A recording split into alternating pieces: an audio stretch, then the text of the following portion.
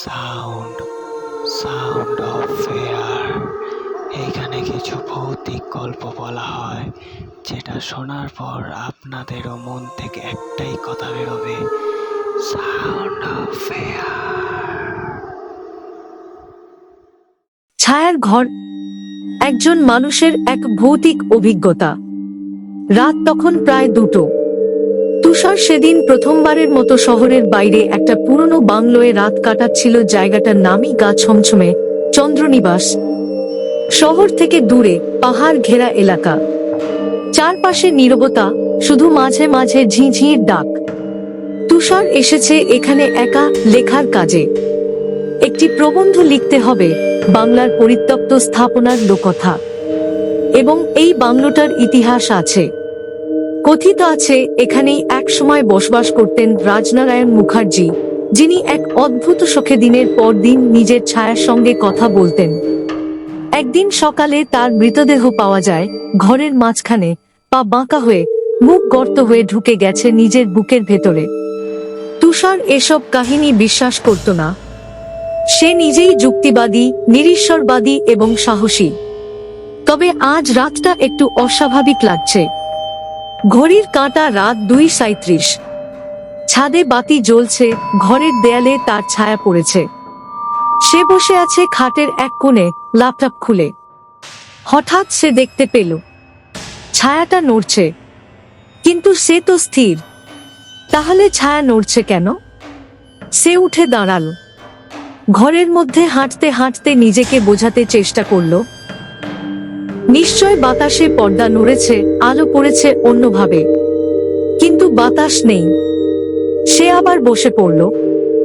ঘরের দেয়ালে এবার 2টো ছায়া, একটা তার, আরেকটা।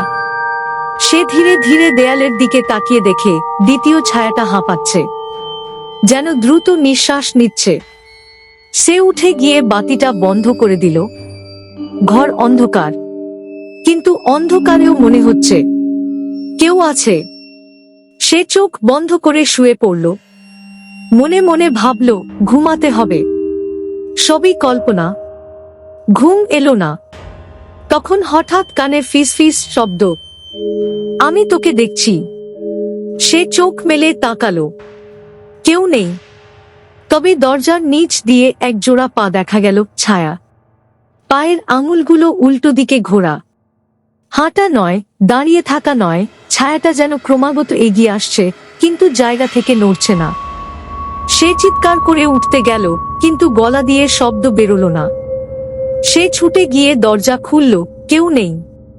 তবে ঘরের ভেতরে ফিরে এসে সে দেখল তার বিছানায় কেউ বসে আছে। একটা কালো ছায়া, যার মুখ নেই, শুধু 2টো গর্ত চোখের জায়গায়। আর সেই গর্ত দিয়ে তুষার যেন নিজের শৈশব দেখল, মার কান্না, বাবার মৃত্যু, নিজের সব অপরাধবোধ, ভুল আর ভয়।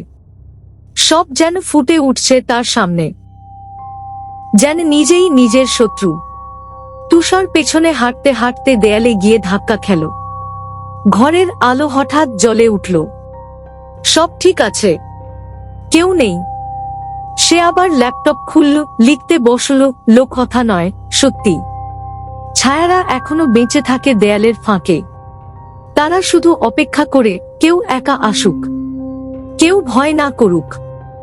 সে লিখতে লিখতে বোঝে তার হাত নড়ে না, চোখ চলছে। ল্যাপটপের স্ক্রিনে একটা শব্দ বারবার লেখা হচ্ছে, আমরা, আমরা, আমরা। সে চিৎকার করে উঠে দাঁড়াল। ঘরের জানালা দিয়ে তাকিয়ে দেখল দেয়ালের সব ছায়া এখন সামনে দাঁড়িয়ে মাথা নিচু করে হাসছে।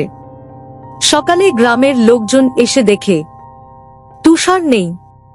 শুধু খাটের পাশে একটা দেয়ালে বড় করে ছাপা তার ছায়া, স্থায়ীভাবে জমাট বাঁধা।